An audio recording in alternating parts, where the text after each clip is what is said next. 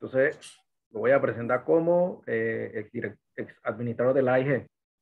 Exacto. En ese momento. Ok. Vale, pues. Y claro, y trabajamos en la ley de protección de datos personales. Claro. En apoyo a la ANTAI, porque realmente el regente era la ANTAI, ¿no? Ok. Bien, ¿qué tal? Muy buenas tardes. Vamos a conversar con don Irving Hallman. Él era administrador de la AIG y también, pues, en su momento apoyó a la ANTAI en esa regulación de la ley de protección de datos. Don Irving, hoy en día, pues, es noticia que se ha vuelto común que esta ley sea violentada. En principio quería que nos explicara, cuando usted presenta esta iniciativa, qué buscaba usted que se le brindara a la población panameña. Sí, como no. Y muchas gracias por tenerme aquí en el programa. En efecto, es una ley muy importante para Panamá. Primero de todo, era uno de los últimos países que tenía una ley de protección de datos personales. Y cuando toda nuestra estrategia de digitalización era de suma relevancia para generar confianza ciudadana en la interoperabilidad de datos, en todas las aplicaciones que estamos desarrollando, como la de proteger y servir inspector ciudadano, las de educación, etcétera, donde el ciudadano iba a estar aportando datos, todo lo que era lo que ahora se conoce como Panamá Digital, que era el Panamá Tramita. Todo requería de información ciudadana para emitir documentos y tramitar con el Estado. Entonces era crítico tener una ley donde el ciudadano se sintiera confiado a dar este tipo de información, a suministrarla a las plataformas. Ahora bien, Panamá se inspiró en la legislación europea o la normativa europea, conocida como la Ley General de Protección de Datos Personales, o el GDPR, ¿no? Adaptada a nuestro país y básicamente cómo este tipo de normativas se manejan en Panamá. Y le dimos un par de años para que pudiese irse haciendo las ecuaciones para entonces entrara en vigor, que fue después su reglamentación en mayo del 2021. Entonces mencionaste al principio de tu programa, bueno, es que se ha violentado la ley. Bueno, o ha habido, vamos a decir, violaciones a la ley. Bueno, eso siempre pasa con todas las leyes, ¿no? Claro. Y ahora podemos entrar en ese tema. Pero la ley panameña tiene la gran ventaja, primero, que hubo mucha credibilidad y confianza en lo que estábamos haciendo para poder pasar una ley tan técnica como esta en el periodo anterior y darle 2 años para implementarla. Segundo, además de los derechos que generalmente tienen estas leyes, este tipo de leyes, que son 4 derechos fundamentales para el ciudadano, que desarrollaba aquel derecho que ya está en la Constitución, pero que nunca había sido reglamentada, y le correspondía a la ANTAI como la entidad que, cuando nace la ANTAI con su ley, lo que es la ley 6, iba a ser el que iba a tener la tutela de la protección de datos personales, ¿no? Entonces, por eso tuvimos que trabajar muy de cerca con la ANTAI, Okay. Respetando lo que la ley 6 de transparencia había establecido. ¿Okay? Había sectores pues, que decían que debía ser otra entidad la que viera el tema de protección de datos y no necesariamente la entidad de transparencia. Hubo muchas deliberaciones, tomó varios años desarrollar y consensuar esta ley, y en ella pues incluimos los derechos ARCO, que son de acceso, rectificación, cancelación y oposición, que son derechos ciudadanos, pero adicionalmente un quinto, que es el derecho de portabilidad, porque el ciudadano también, como el titular de los datos, el dueño de los datos del ciudadano, él tiene todo el derecho, y esto se incorporó en parte en los debates que se sostuvieron, de que él pudiera también, si por ejemplo un médico tiene el expediente de un ciudadano o un abogado o una determinada empresa, pues el ciudadano puede decir, ¿sabes qué? Yo voy a irme con con otra empresa y quiero que todos mis datos yo me los pueda llevar, ¿no? Y ahora, pues con esta ley tiene ese derecho. Naturalmente la regulación era muy importante y esa no se dio sino hasta mayo del 2021, cuando entonces ya entró en efecto. Y creo que los ciudadanos han podido observar que en general esas llamadas que uno recibía solicitando, bueno, haciendo mercadeo o algo que se quejaban mucho los jubilados, eran llamadas de ofreciendo productos bancarios y demás a los jubilados, listas que se venden, etcétera. Todo eso empezó a disminuir a partir del 2021, pues creo que ya hay más cautela por la responsabilidad de cumplir con esta ley de el resguardo y el cuidado de lo que son datos personales o datos sensibles. Así que ha habido una gran disminución. Presentamos el segmento desde las redes. Denuncias y comentarios recibidos a través de las plataformas Acodeco PMA. Hey. Oliver. Deme un segundo, don Irving, disculpa. Ya. Bueno. Dame un segundo.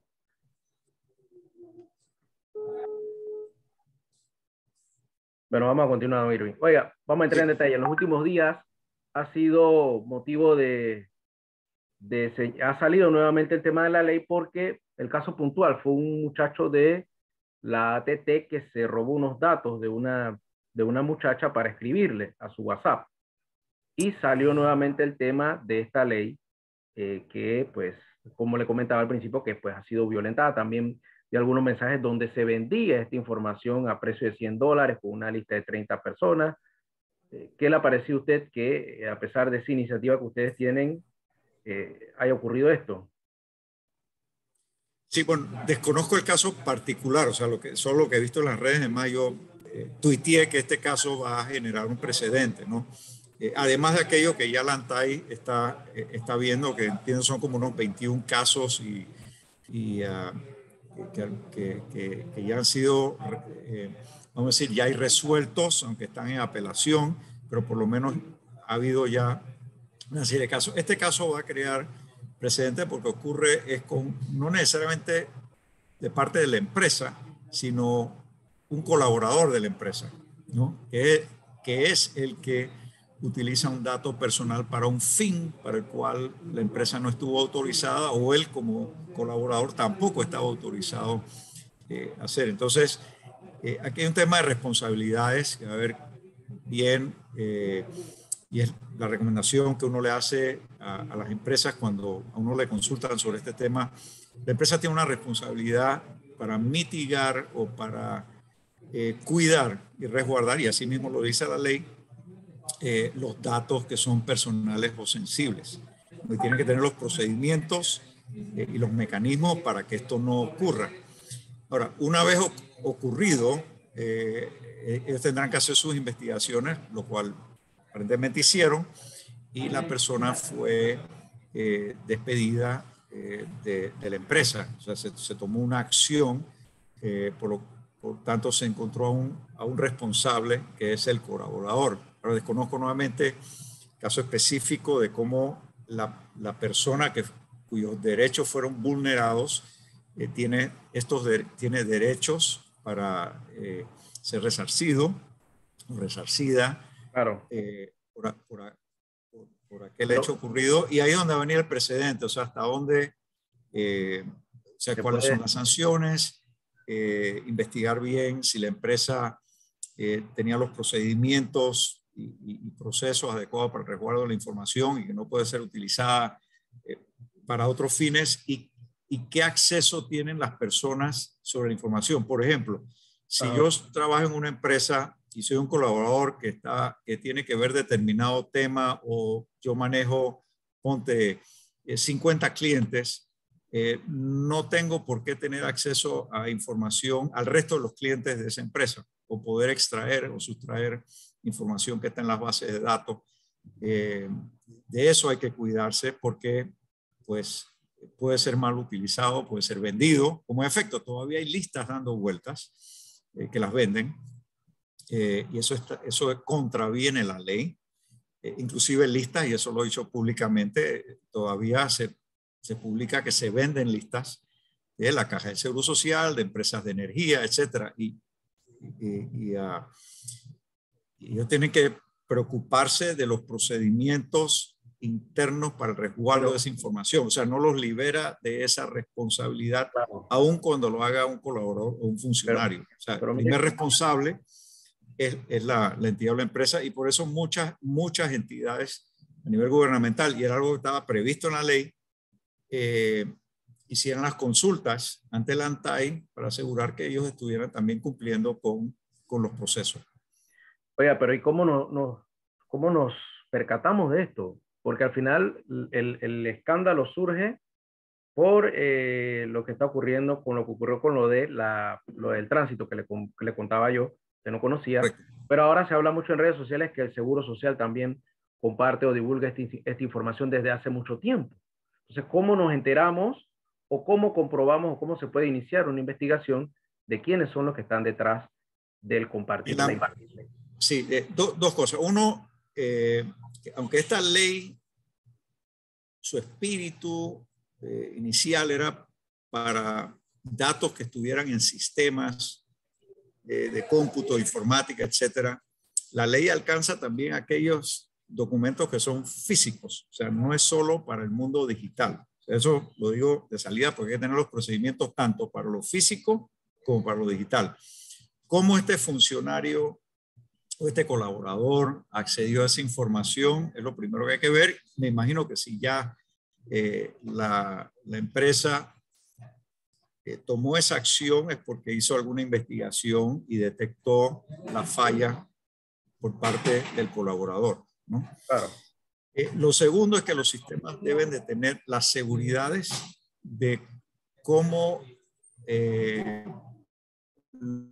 sus usuarios y colaboradores acceden a la información con trazabilidad y también con protocolos de acceso y protocolos seguros, claro, medidas tanto de ciberseguridad como medidas para que uno no pueda descargar información fuera del sistema o inclusive colocar dentro de los sistemas de la empresa USBs, discos duros externos. O sea, el administrador de los sistemas tiene cómo establecer los distintos protocolos de acceso a los sistemas. Pero lo más importante también es, además de eso, la trazabilidad. Nosotros tuvimos un caso antes de que existiera la ley. Por eso, aun cuando no existía la ley, desarrollábamos las plataformas como si la ley existiese, ¿no? Claro. Operando a los más altos estándares, porque justamente uno quería generar confianza ciudadana para que utilizaran los sistemas que desarrolla la Autoridad de Innovación Gubernamental, entre otras plataformas que desarrolla el Estado. Y me acuerdo que un caso de una plataforma donde uno indicaba que había un anonimato de la información, o sea, del que denunciaba, fue vulnerada por un colaborador de una entidad que tenía licencia o acceso a la data. Y cuando se detectó que se tuvo conocimiento de un ciudadano que había denunciado y se supo quién era, y afortunadamente esto no fue a mayores, se pudo sancionar a ese colaborador y se tomaron otras medidas. O sea, aquí la entidad tenía los mecanismos de protección de información y de trazabilidad suficientes para que esto no ocurriera y poder tener ese nivel de vigilancia y de protocolos que daban mayor confianza en la plataforma, ¿no? Entonces, y eso es lo que hay que tener a nivel de entidades y de las empresas. Muchas gracias, don Irving. Se nos acabó el tiempo y bueno, gracias por compartir con nosotros el propósito, ¿no?, de lo que era esta ley y esperemos que, bueno, que se haga lo necesario. Gracias, don Irving. Enrique, a las órdenes siempre y saludos a la audiencia. Bueno, bye.